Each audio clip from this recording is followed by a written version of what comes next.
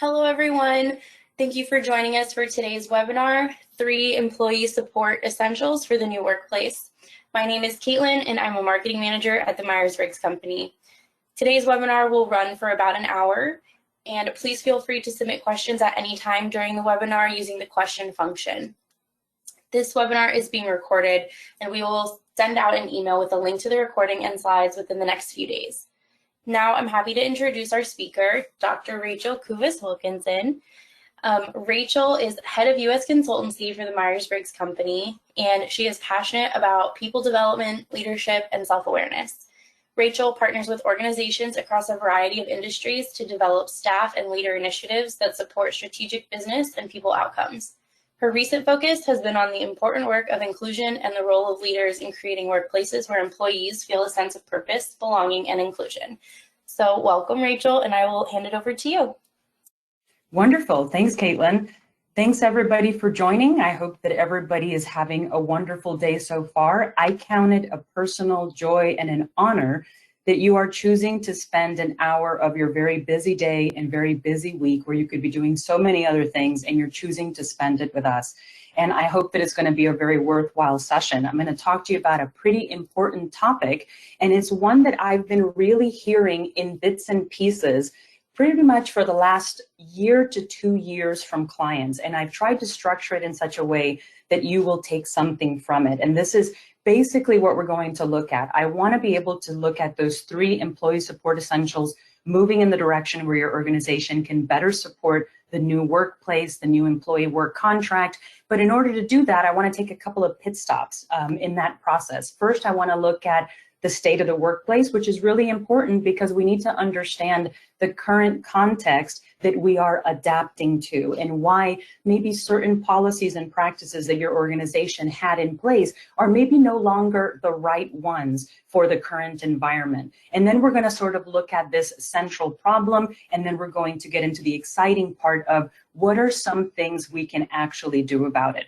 I'm going to be throwing a lot of information at you, so please don't worry about writing down statistics or anything like that, because you're going to get a copy of the slides. So if anything, sort of sit back and listen and maybe take notes of a couple of things that you might want to take back to your organization, or maybe questions where you want to come to the Myers-Briggs company and have a conversation with us and talk to us a little bit about what you're experiencing at your organization.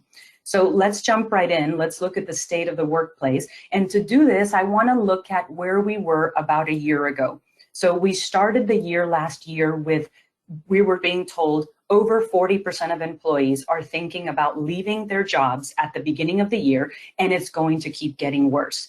And it was staggering for us to hear this because we had already seen that 2020 was such a year of tremendous change, such a year of deep impact for us as a people, on our health, but also in the workplace. People had already begun leaving the workplace in droves. And there were a couple of assumptions that were made along the way that sort of made things even more challenging. So for example, there were some folks who said, you know what, I think as we embark into 2021, I think the attrition is easing. I think that the issue is sort of, the worst is behind us, so to speak.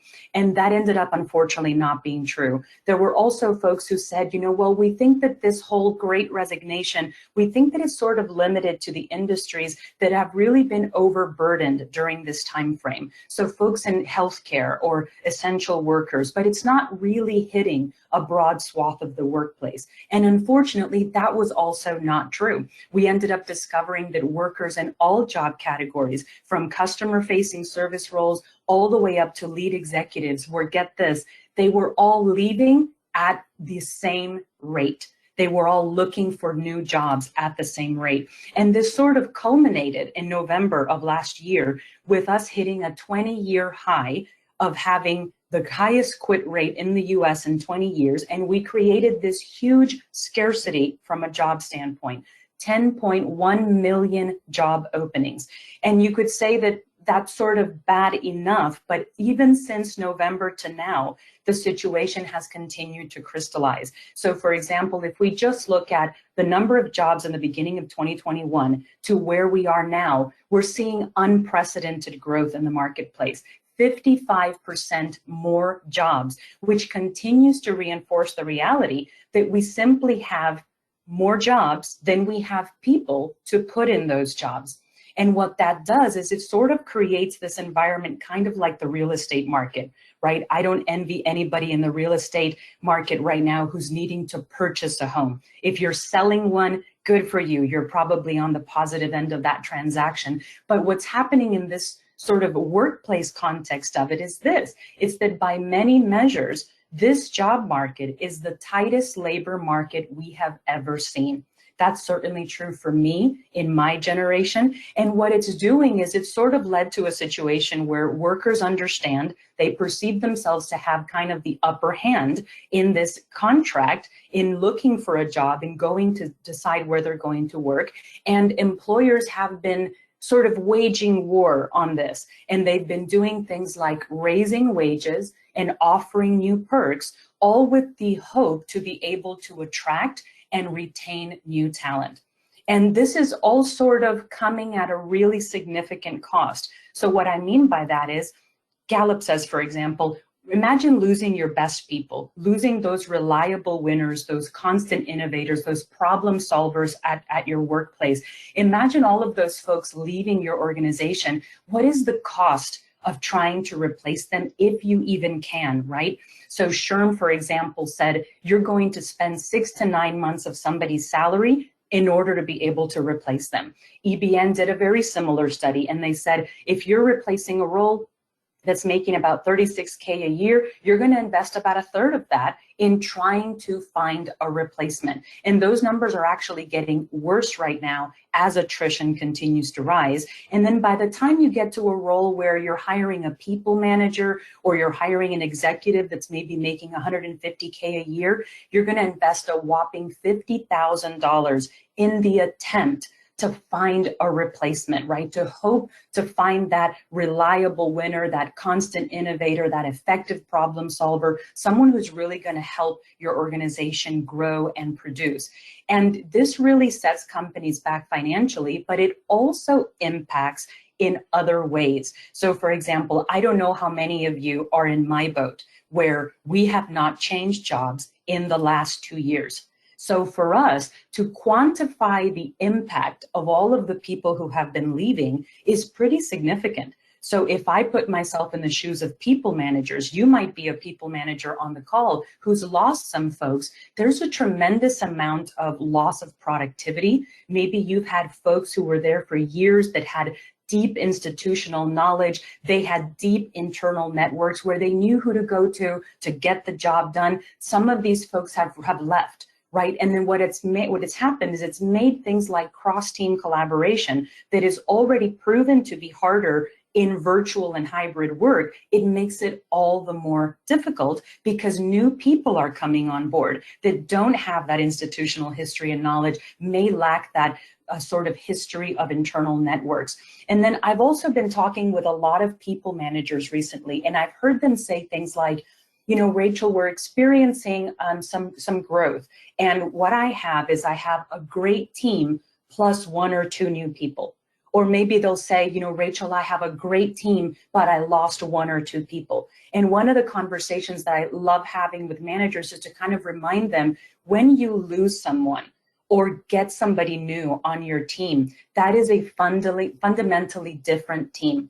There is a whole new set of restorming, reforming, renorming that occurs. So oftentimes it's not true that we sort of have a great team plus 1 or 2 new people or a great team plus 5 new people. We actually have a totally new team. And oftentimes that can create culture clashes where we're super excited about bringing new people on. We're excited about the experience that they bring. Their resume maybe looks great, and we had no real way to quantify the impact that they would have on the organizational culture, right? Or the impact that they would have on the morale of others on the team. It's pretty disruptive, and sometimes we sort of gloss over that information. There's also other strain that your teams are facing, and that's really psychological strains. You know, we've witnessed people losing jobs. We've witnessed layoffs. Some of us have felt that sort of sense of, oh gosh, you know, that's really sad for the colleagues that I worked with and depended on. And that creates some psychological issues and some unease there. And then, of course, there's also this very interesting notion that's been happening. I've spoken to a couple of leaders recently who say, you know what, Rachel, my best people, my problem solvers, my innovators, I lost them and they're now working, get this, for my competitor. And what an interesting scenario that actually causes, isn't it? And you know, all of this would sort of be complex enough by itself, but I think it's compounded by something. And that's the fact that we don't have all the answers yet, not with complete clarity or a comprehensive notion of exactly why folks are leaving, especially at the rates that they're leaving. And it's sort of coming up in research quite a bit that this is not well understood. And in fact, many organizations are finding themselves in a place where they're saying, I don't really know why people are leaving at the levels that they are right now. So I've recently asked some leaders, why do you think folks are exiting your organization? And what I'm hearing back is I'm hearing leaders say things like, well, I think they're leaving because we haven't kept up with competitive pay in the marketplace. Or I think they're leaving because, and then they end that statement with maybe the top 1, 2, or 3 reasons that folks have left the organization sometime in the past, maybe even pre-pandemic. But the problem is that the context has changed, right? And they don't really know the fundamental answer to what are your employees running from and what are they running to? And by not being able to answer that question, we really put our businesses at a really high risk because we're not able to implement the immediate strategies that could possibly move the needle on those numbers, regardless of how sort of specific or nuanced or special your organization or industry might be. And so all of this is kind of about employees that have left, employees that are no longer with the organization. So hopefully that would mean, right, that the people who have stayed behind, that they're okay, that they're doing great. Well, unfortunately, as we continue this discussion around the state of the workplace, the reality is that's not the case. Unfortunately, there are plenty of workplace issues with not only exiting employees, but a growing discontentment among the employees that remain. So Gallup put out this study. I tried to zoom it in for you so that you could see, and I'll tell you what those lines are. But this is what they found. They found that employee engagement, that sort of green line that you see there, is dropping. That's the stuff you actually want. You want employees to be engaged, and that's been consistently dropping for the last 2 years. The blue line, that's what we don't want. That's active disengagement. Well, that's been on the rise for the last 24 months. And so what it has resulted in is a staggering number. In a study of 60,000 respondents, Gallup found that 66% of employees would say, I am not engaged at work. And that is such a profound impact to organizations. And again, here, I think the temptation is for leaders to say, well, surely that must be the healthcare industry. That must be the restaurant industry because of everything that happened with closures, right? And with the pandemic. And what Gallup is discovering is knows that's not the case. This is actually not just restricted to one industry or certain types of role. They actually discovered too that table stakes, like just raising someone's pay, isn't enough to solve the problem. What they're saying is this is a workplace issue. It goes well beyond any of these other factors by themselves.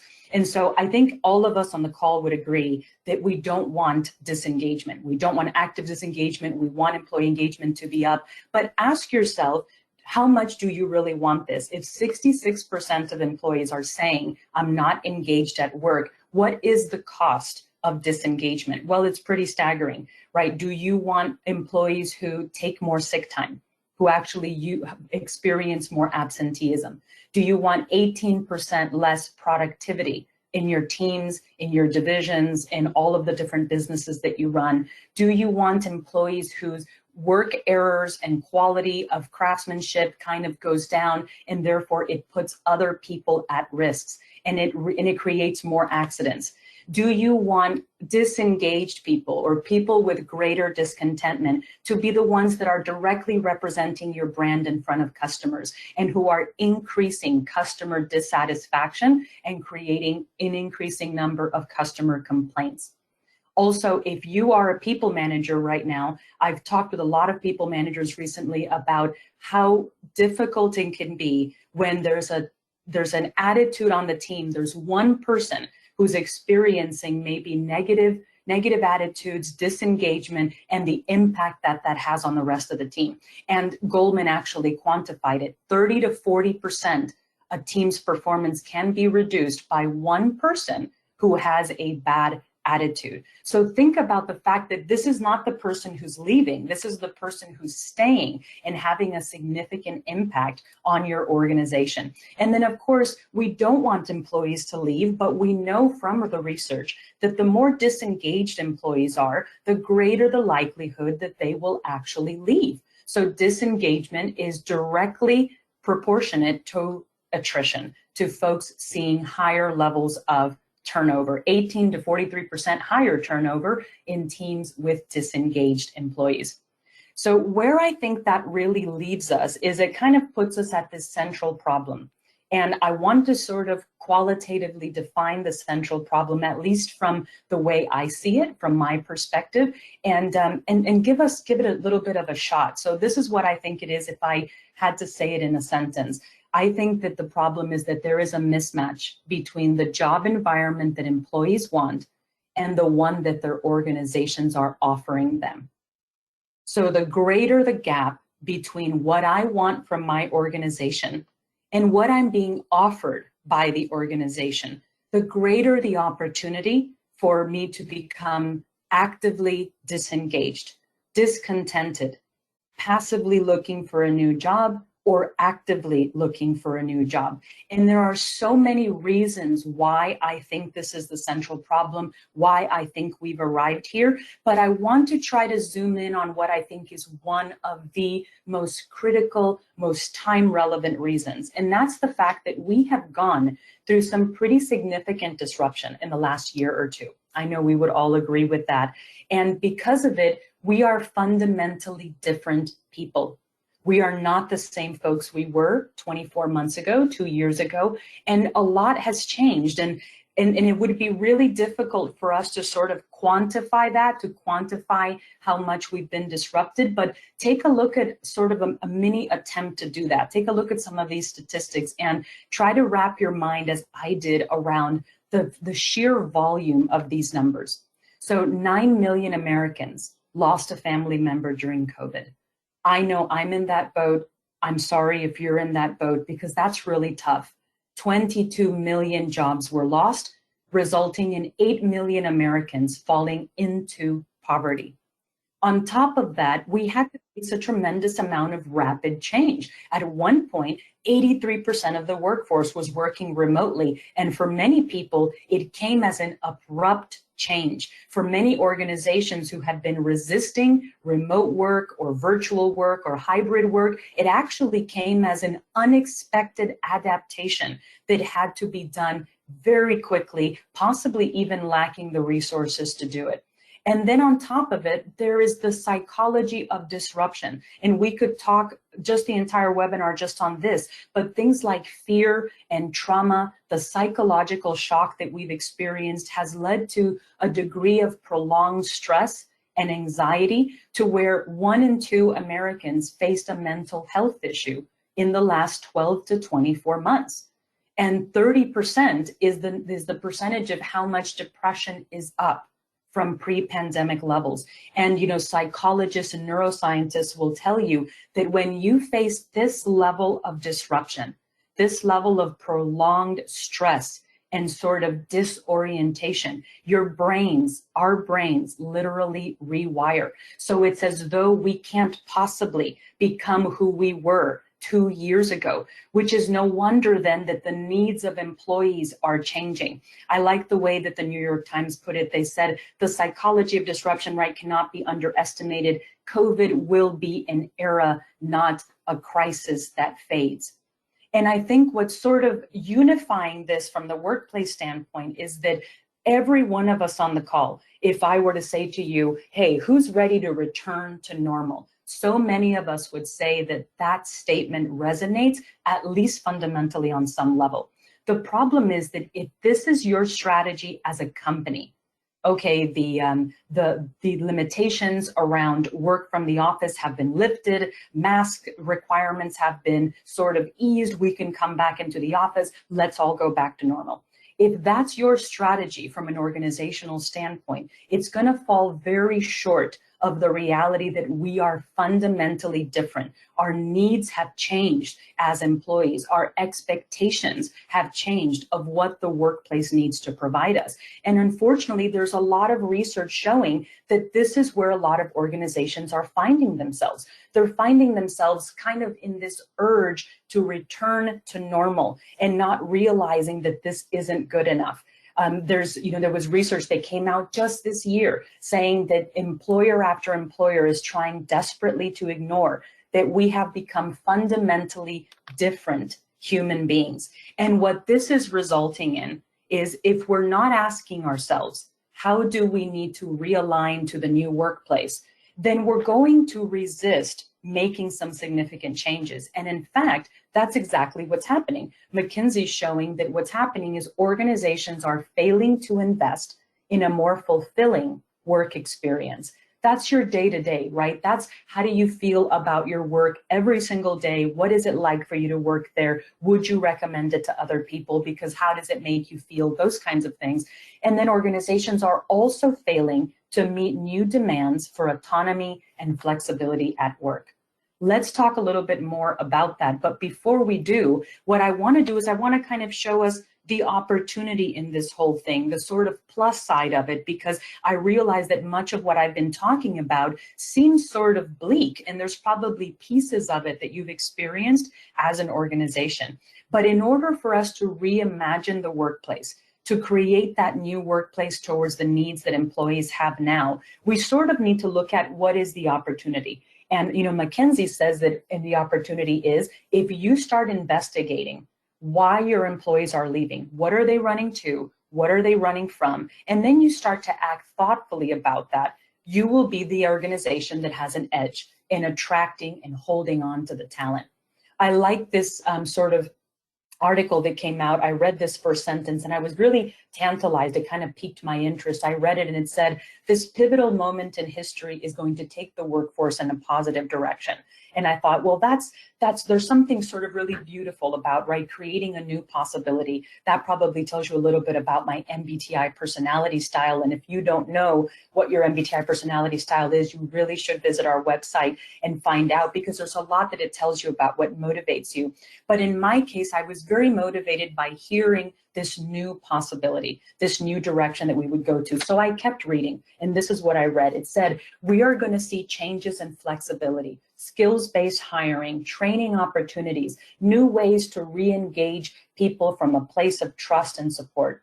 And of course, the consultant in me looked at this and said, well, that's the opportunity, right? But only if we actually go after it. Only if we make these thoughtful changes in realigning to the new employee work contract.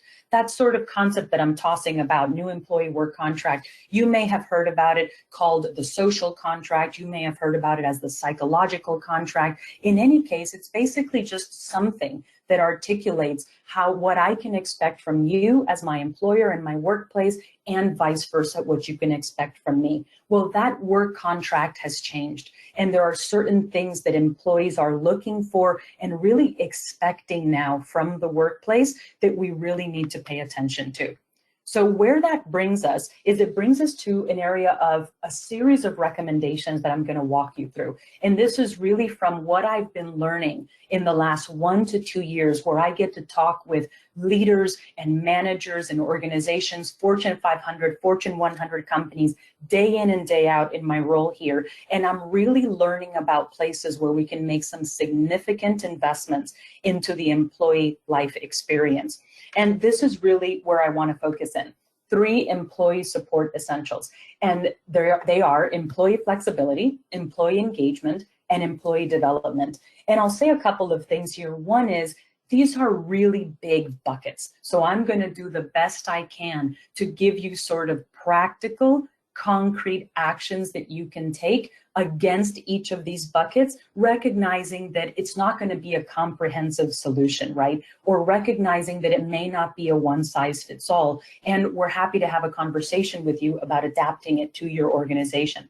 The other thing that you want to keep in mind is that while I have sectioned these off as 3 different things, they are going to bleed into each other. And that makes a lot of sense because you and I are not compartmentalized employees, right? We are sort of one whole person with a very unique and distinct set of needs. So it's pretty intentional for this to happen. In all cases, I do think that these are the right buckets, meaning that they are the salient areas that keep coming up over and over again in the research.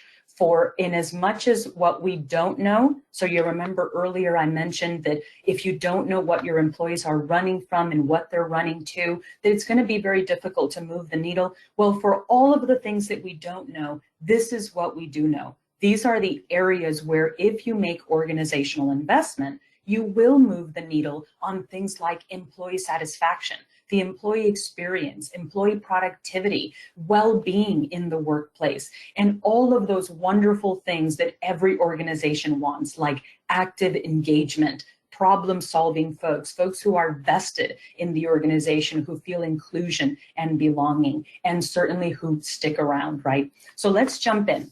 The first one that I want to look at, I think, is the easiest for us to understand, and that's employee flexibility. When I'm talking about that, I'm saying here 2 constructs. There's flexibility of where I work, and then there's flexibility of when I work. And that's a good distinction to look at because it's good for your organization to offer both of those. Let's take a look at some important information here. So we already know that in 2021, almost 1 of every 2 folks who left cited lack of flexibility in the work as the reason that they left the organization. So we already know that. However, when I talk with managers and people leaders, sometimes I hear them say, you know, well, Rachel, I think folks are just getting caught up in wanting to go to a different role. And I'm not 100% certain that the grass is greener on the other side, Rachel. I think they're going to come on back. And of course, to that, I respond back, well, let's see what the research actually says. So fast forward a year, 1 out of every 2 employees says that they now, in their new jobs, so these are the people who left, and they're being asked, how is your life different now? Well, 1 out of every 2 of them says, I get now flexibility in when I work, where I work, and get this, it leads to improved work-life balance for me. So indeed, in many ways, the grass was greener on the other side if what you were looking for, right, was flexibility. And I like the way this top recruiter put the information. She said, you know what, almost 0% of our top talent is interested in 100% back in the office work, which is fascinating to me because it flies in the face of what I'm seeing so many organizations do right now, which is simply going back to work the way we used to work pre-pandemic. And take a look at this, and maybe it will be a reason to look at flexibility one more time for your organization. This is something that really sort of struck me. 1 out of every 2 employees says that the loss of flexibility is the greatest fear they have about going back to in-person work, second only to concerns about COVID. And as I mentioned to you earlier, I've had COVID. I've lost family members to COVID. It's a scary thing. I'm sorry if you have faced that too, but it's staggering to me to realize that just, second only to that fear, employees right now have a fear that by going back to the office, they are going to lose flexibility. And it's something that we can move the needle on as organizations, right? So as a people manager, as a leader of an organization, as an HR vice president, you may not feel that you can do anything about COVID, but you can indeed do something about the loss of flexibility fear, which is the second greatest fear that employees have. And that's probably the reason why Forbes was mentioning that really giving employees flexibility is the most empowering thing you can do for them right now. I think that's one of the most empowering perks that you can offer employees. And I'm going to take a little bit of a stab at trying to look at why that is, because I think it's oftentimes seen as just an employee preference. So let's do this right now. I want to sort of highlight the fact that I've been having some conversations recently with leaders who say, you know what, we did the whole virtual and remote work, and now that it's safe to come back to work, I feel like that's the best thing for us to do. And I feel like we sort of shifted abruptly to remote work because we had to. But you know what, Rachel, I feel like this is all too sudden, and this is too new and too sort of out there for us to really embrace remote work and flexibility on an ongoing basis. And to that, I want to remind us all of the tremendous history that exists behind flexible work arrangements. So back in the early 2000s, I became a fully remote employee, and I became very interested in doing research about remote work, its impacts on productivity, employee satisfaction, etc. I remember doing a presentation in 2008, spurred on by Sherm's work, where Sherm said, it's official, flexible work arrangements are surging in the workplace, and it's being fueled 68% by employees asking for it, 55% because we recognize that employee needs for work-life balance directly cohere to the degree of flexibility that they're offered. And 50% of organizations started offering flexible work arrangements in the early 2000s because they recognized it as a way to attract and retain more people. Well, fast forward 2 years later, I'm listening to a White House address where they recognize this, and they say the future of work requires organizations who are willing to adapt to the new employee work contract and to flexibility of how work gets accomplished. A couple of years later, I did a presentation on a Stanford business study where they said, okay, if your employees go work remotely, is there a detrimental impact on revenue? And what they ended up finding out is not only was it revenue neutral, there were actually benefits. They ended up discovering that employee happiness and productivity went up with remote work from home, which is probably why you fast forward and by 2016, 1 out of every 5 employees, think about that just in the context of your inner circle and how many people you know, were working 100% remotely. And this includes people who are 100% remote. I weeded out people who work 50% from home, 80% from home. By 2017, there were different journals who were beginning to say it is a differentiator in the workplace, an expectation of employees for you to offer flexible work arrangements. By 2018, I remember pouring into a Deloitte study that they did on the future of work, and they said, hey, everybody, face-to-face collaboration is on the decline. That is not the way we're going to get things done in the future. And what we think is going to happen is video conferencing platforms, remote collaboration, hybrid collaboration, that's going to spike in the next 3 to 5 years. And of course, it's interesting, look what happened at the tail end of their prediction, where we were surged into a pandemic that none of us expected, and we all sort of came to know the year 2020 synonymously, right, as the year of Zoom.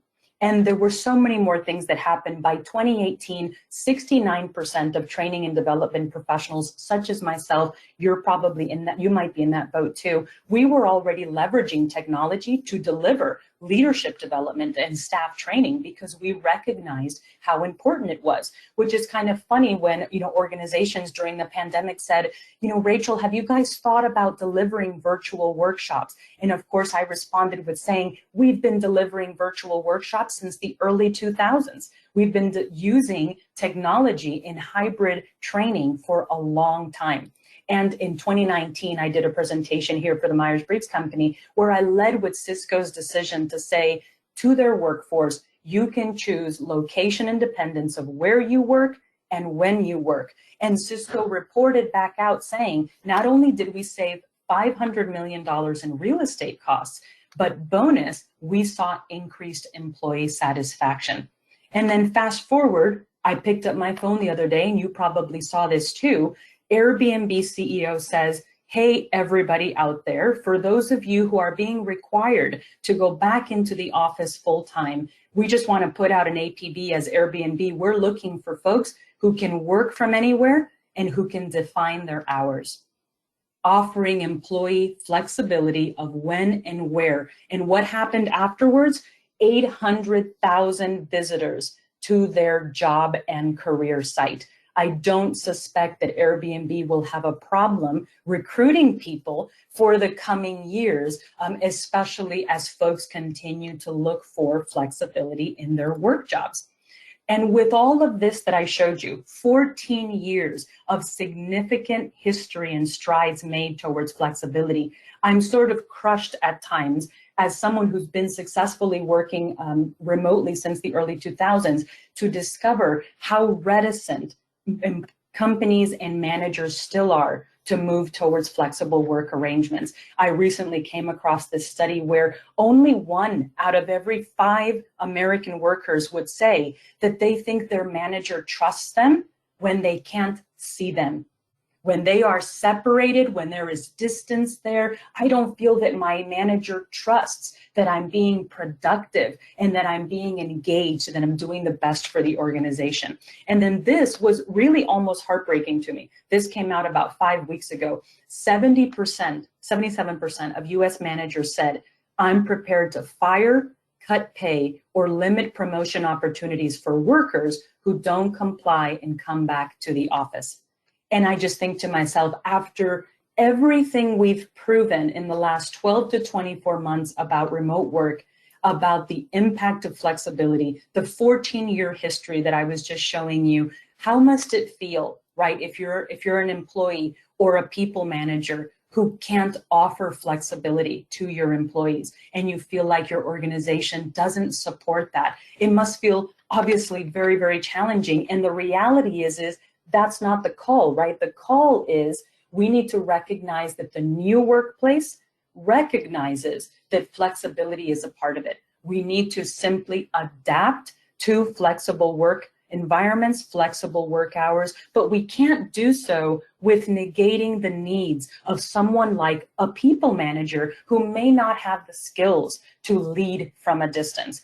And you may be saying to yourself, well, just because folks want flexibility, what is it costing the organization? Well, the truth is, there was a study that just came out last month that discovered when you give agency to your employees, when you give them decision-making autonomy over when, where, and how much they work, guess what happened? They actually work more. They are more effective than their office counterparts who oftentimes face really a lot of constant disruptions, constant interruptions from being in the office. The Myers-Briggs company, we wrote a blog some time ago on extroversion and introversion, and I shared a little anecdote of my own experience. I started early in my career, early 2000s. I took a job with a wonderful organization, and the year that I took that new job, they decided they were going to become an open workspace. So they tore down cubicles, they tore down walls, and we were one big open office with like hundreds of people sitting feet from each other. And of course, the company leaders thought that this was glorious. They thought that it was going to lead to innovation and to folks sharing ideas. It was going to break down silos. And for me, as someone who knows that my Myers-Briggs personality type requires an introverted, focused work environment to be at my best, I found it to be contrary to what would help me thrive. And I had to have several conversations with my manager at the time, who was not comfortable yet with letting me work remotely. And one day I sort of had a breakthrough day. I walked into his office and I said, "Do you know what happened to me yesterday?" And he was a statistics guy. He was a data guy. So I came to him with data and I said, "Yesterday I was sitting at my cubicle, and with people walking by to grab their print jobs from the printer, or to heat up their lunch, or to go to the bathroom, or to just say, 'Hey, Rachel, how are you?' In one day, I was focused, typing, trying to do my work, and I looked up over 500 times, becoming distracted by the person walking by, or directly engaging me, or talking to me." And I said, if we just look at this from a basic psychological standpoint, if it takes the average person 5 to 10 minutes to recenter themselves and sort of get back into what you were focusing on after you were disrupted, I would like you to multiply that times the 500 times that I was disrupted. And I really feel like I'm doing you a disservice. I feel like I'm not at my best and I can't give you my best. And so started my journey with advocating for remote work. And the good news is that I got leadership support at the time, and I've never looked back since that time, but I have a real passion for sort of helping people managers cross that bridge into confidence about having a remote workforce, about being able to inspire people from a distance, measure performance from a distance. So here's a couple of recommendations that I want to offer you guys in terms of flexibility at your workplace, regardless of where you are with flexibility now.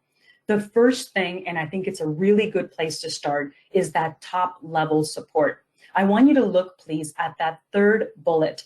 I'm having so many conversations recently with people managers who tell me, "Rachel, I feel like my hands are tied." And I say, "What do you mean by that?" And they say, "I have conversations with my employees and I know they need flexibility in work. I know some of them want to work from home. Some of them want location independence, independence of their work hours, but my organization doesn't support that." And it's sort of crushing because the manager wants to step in and change those employee support systems to match employee needs and expectations. And they sort of feel like they can't do it, right? So this is a really good place to start to look for that top level support. Another way to do it is to start creating a flexibility positive culture. And so I've been talking with a lot of organizations recently who tell me, "Rachel, we're embracing flexibility. We're offering 1 day a week people can work from home, or maybe 2 days a week they can work from home." And we start having a discussion about how that's a great first step, but there's so many more ways that we can introduce flexibility into the workplace. So sometimes folks don't want to have to be in such proximity to the office that they need to come in 3 days a week. They actually want work location independence. Or maybe for another person, what they're looking for is they're looking for flexibility in when they come into work, because maybe they need to handle some family issues early in the morning and they're willing to stay late, or they want to go in early and they want to drop off early so that they can manage some other things that are going on in their lives. Or maybe you have a really good contributor who just has other things that are sort of pressing in their life, and maybe a part-time job or a job share would be really good for them.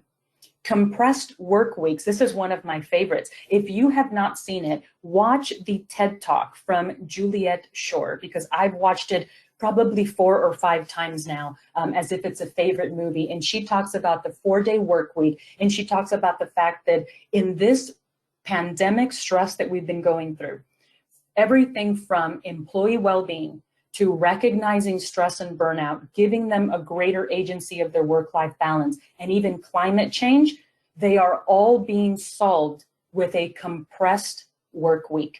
And that doesn't always mean 4 10s. There are actually some organizations that are pioneering 32 hours of work and you still get paid as a full-time employee. And it's not just US organizations that are doing it. There's organizations, Spain, Scotland, Iceland, all working on this, and some of them with some government support. And it's because they're discovering that it moves the needle. And what it does is it gives the organization everything they need: productivity, retention, the ability to recruit top talent, and it gives the employees what they need: agency in where and when they work. So be thinking about that if your answer to flexibility right now is really just one or two things.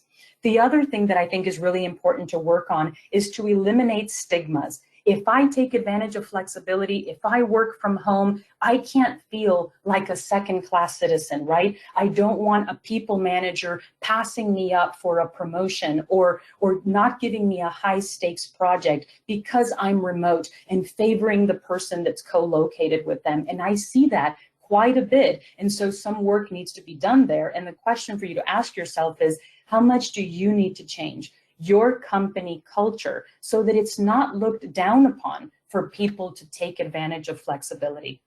The other thing, and you can't be overstated, is we can't just thrust our people managers into becoming remote leaders and hoping for the best. One of the first things that we need to look at is helping managers make the transition that productivity is not measured by hours worked. It's not measured by a time card. If we think that it is, then we don't fundamentally understand engagement and active disengagement, right? There are so many other ways that we can incentivize performance, that we can measure productivity. Things like SMART goals that feel far more authentic. Things like, are your employees submitting things on time? Are they responsive in email? There are so many other ways that we can look at performance and productivity that are not defined by an approach such as a time card.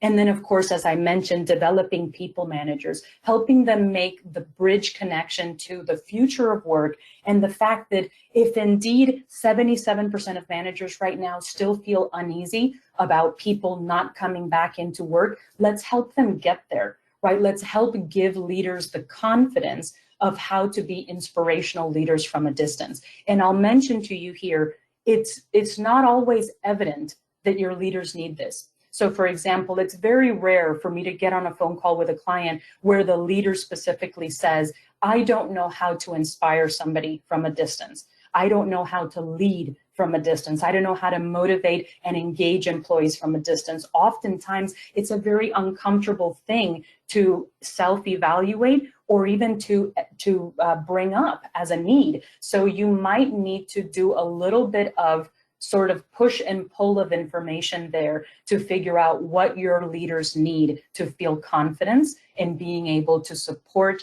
and engage employees from a distance.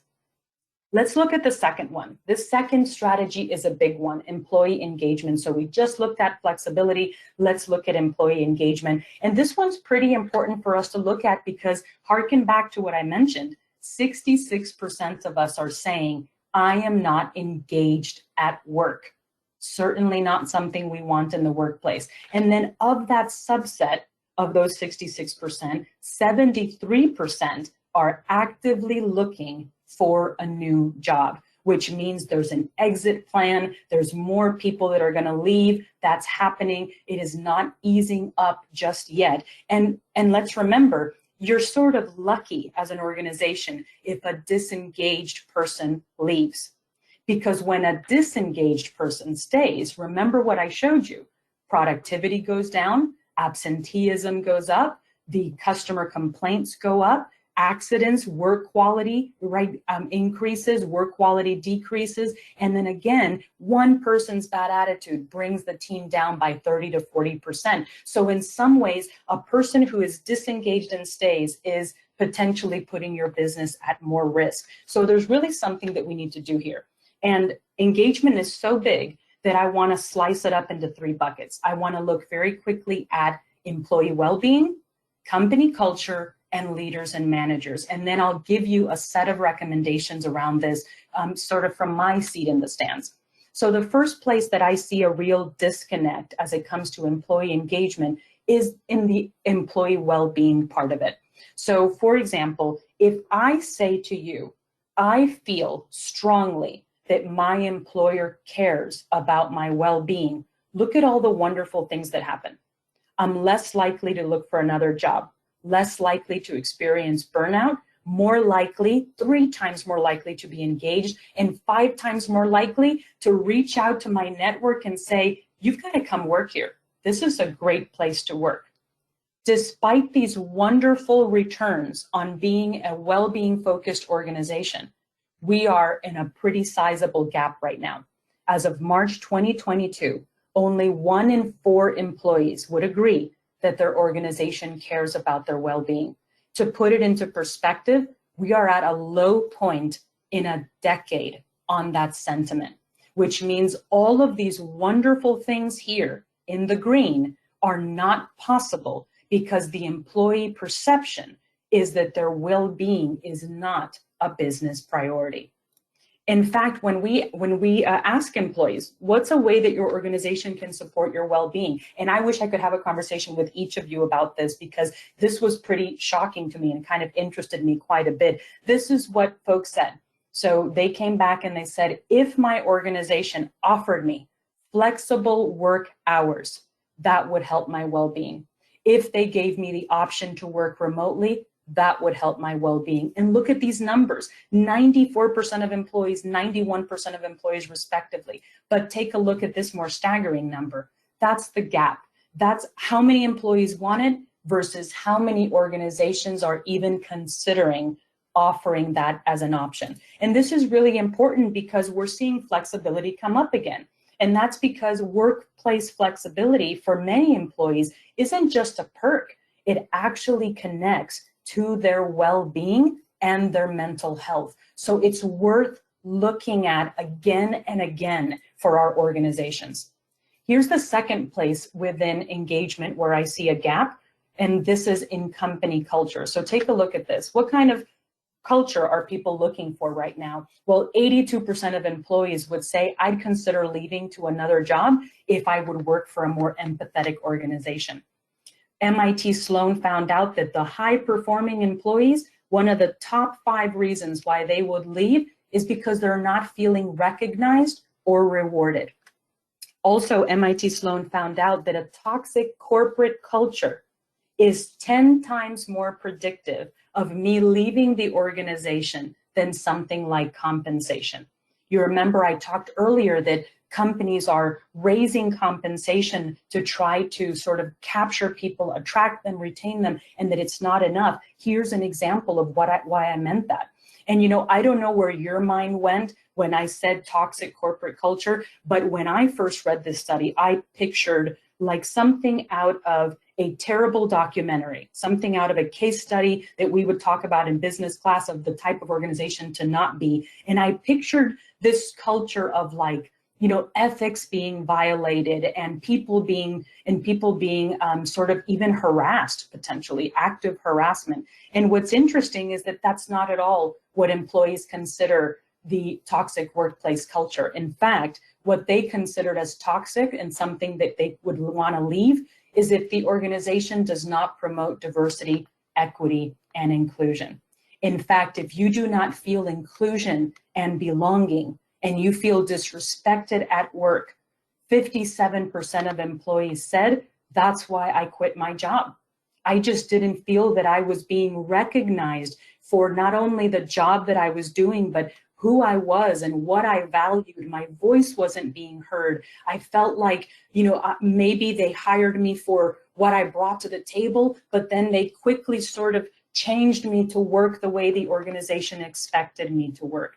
And then the further challenge here is I talk to a lot of leaders who tell me, oh yes, culture is super important. But the problem is that the agreement stops right there. Very few leaders can tell me concretely what good company culture is and why their company culture is so different. What I tend to hear them say is things like, my culture is unique. So, however, we need to increase our focus in people-centered strategies, including D&I. Let's keep going there. Last one is about the direct manager effect. So take a look at this.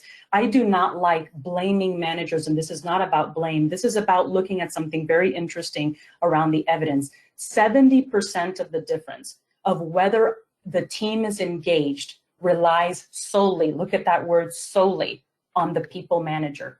But here's the disconnect. In a study of 80,000 leaders, 77% of leaders said, I'm doing great in engaging people and creating productive employees.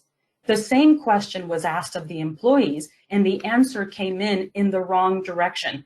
82% of employees said, no, my leader is not good at engaging people and teams and creating productive employees. And maybe that's why there's more research showing that are people actually quitting their bosses, not just their organization.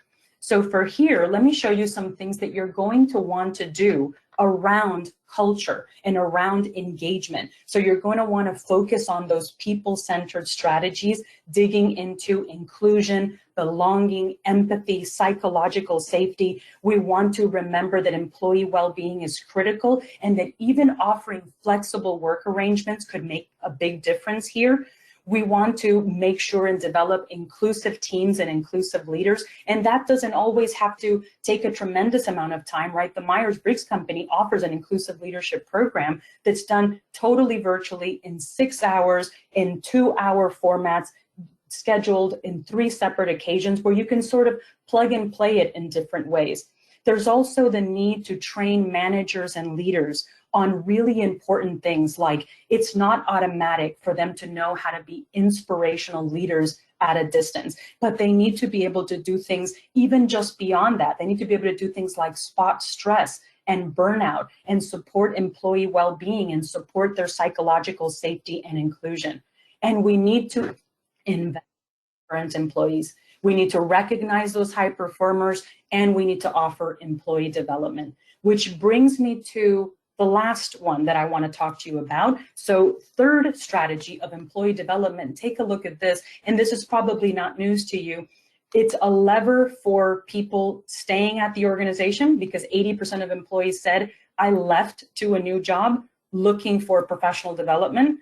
45% said, if you offer to me better professional development in my role now, I'd be more likely to stay.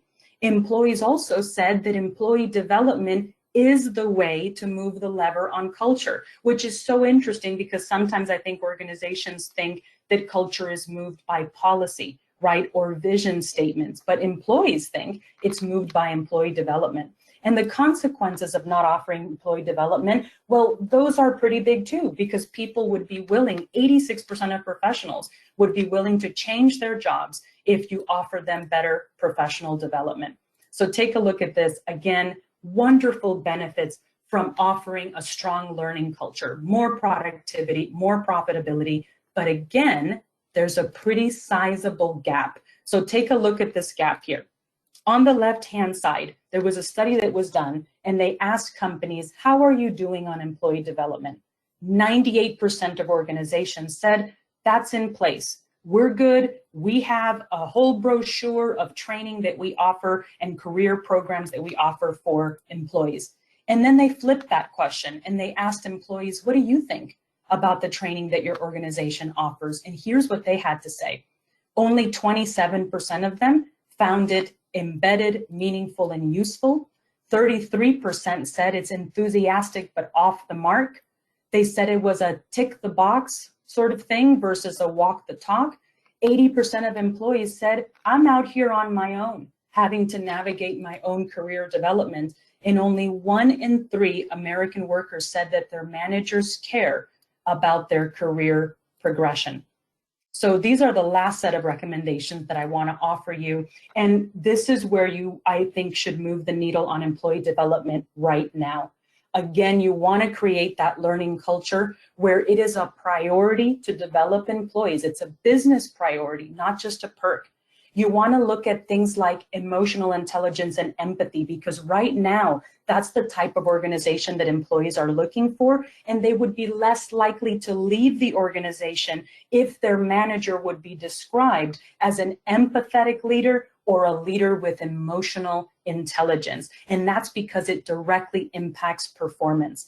Also, as I mentioned, DE&I ranks as a top 2022 people-focused strategy, a well-designed DE&I program where you foster inclusive teams, inclusive leaders. That makes all the difference in the world, because 70% of the difference of whether I feel included or not as an employee comes directly from the manager.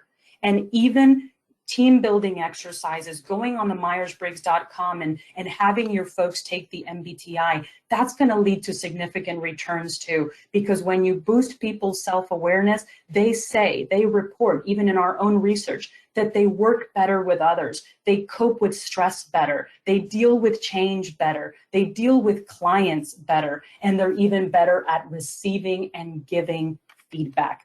All really, really worthwhile areas for us to invest in. And with that, I want to pause and see, Caitlin, did you have a question maybe that we should look at before we close today's session? Yes, so we did get a couple. We don't have time for most of them, so we will do our best to email some responses out, but we did get one that I was actually pretty interested in. So the question is, how do we get executives who, quite frankly, have always had lots of flexibility to accept the new contract? Well, part of me, of course, selfishly would say, have them watch this presentation or grab the slides and start putting together executive summaries with some of the statistics, but talk the language of a leader. Business outcomes. Show them how people outcomes and business outcomes are not contrary to each other. There's actually this sort of synergy and this symbiotic relationship that can happen. Show them the studies where it's not just revenue neutral, it's revenue positive, and it moves the needle in so many other directions. Great question. Yes, definitely. And so if you did ask a question, we will do our best to respond via email. And if you didn't get a chance to ask a question, you can always email us directly at webinars@themyersbriggs.com, and we will be checking that and making sure that we respond to all of those. So be on the lookout for a follow-up email from us in the next couple of days that will have the slides and a copy of the recording, along with some other resources that we have regarding hybrid working. So that is all that we have for you this morning. So thank you so much and have a great rest of your day.